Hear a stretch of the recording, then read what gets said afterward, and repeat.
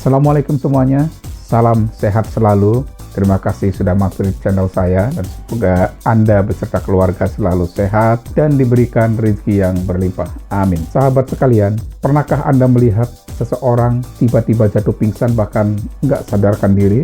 Orang yang pingsan atau kehilangan kesadaran bisa disebabkan oleh beberapa faktor. Di antaranya adalah karena terserang penyakit jantung atau juga mungkin terkena serangan stroke. Kali ini saya ingin mengulas sedikit berbagi pengetahuan mengenai stroke. Stroke terjadi ketika aliran darah ke otak berkurang atau tersumbat sehingga otak tidak mendapatkan suplai oksigen yang cukup yang mengakibatkan sel-sel otak menjadi tidak berfungsi. Stroke adalah kondisi darurat yang memerlukan penanganan yang cepat dan tepat sehingga bisa mencegah kerusakan otak yang lebih parah. Ada beberapa simptom atau gejala yang bisa kita lihat pada orang yang terkena stroke. Yang pertama, kesulitan berbicara dan kesulitan memahami lawan bicara.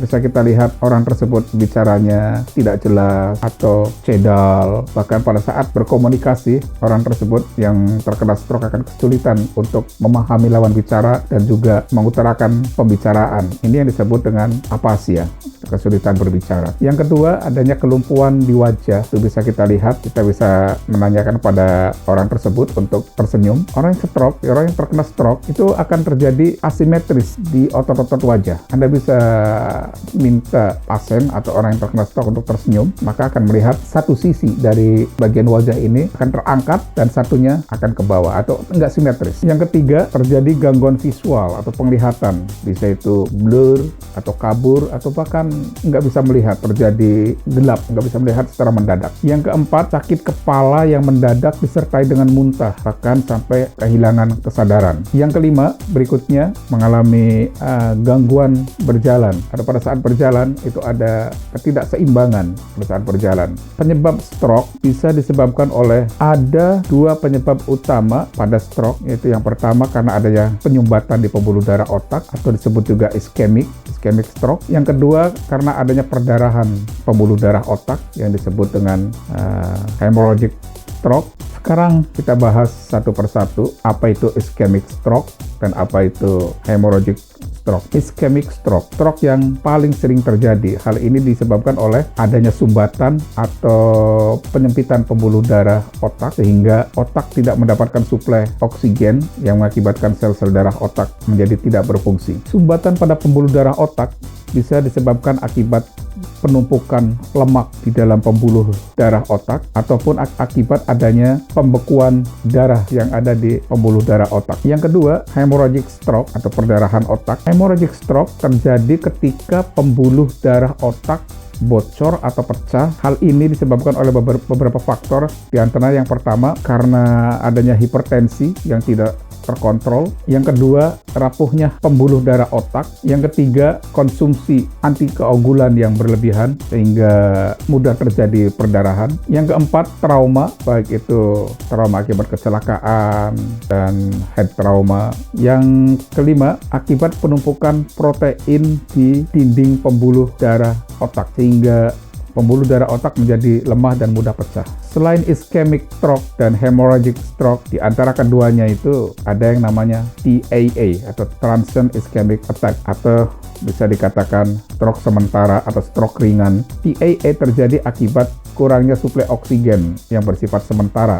Faktor risiko yang bisa mempengaruhi stroke adalah sebagai berikut.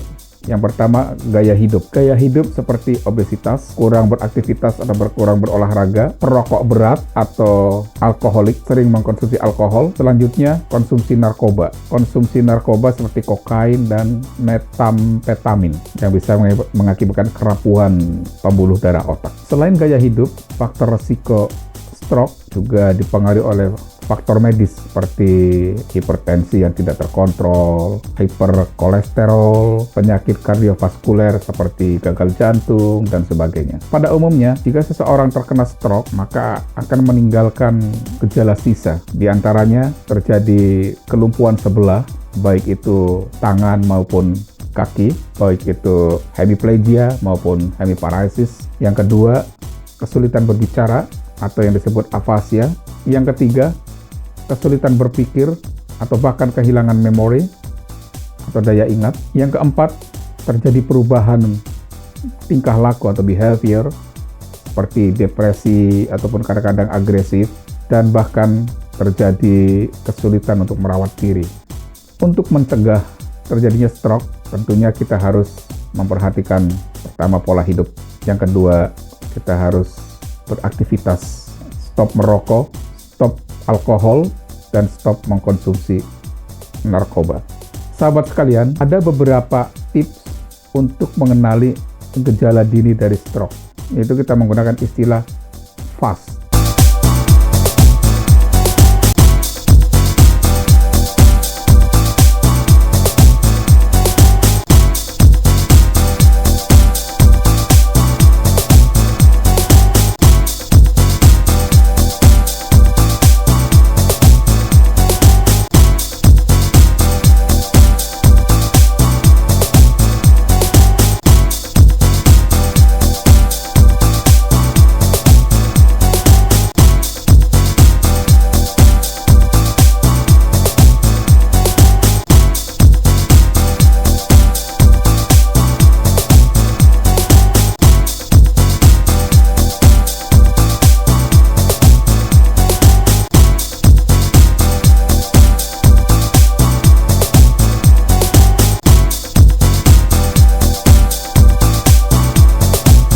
Terima kasih, semoga Anda sehat selalu. Assalamualaikum warahmatullahi wabarakatuh.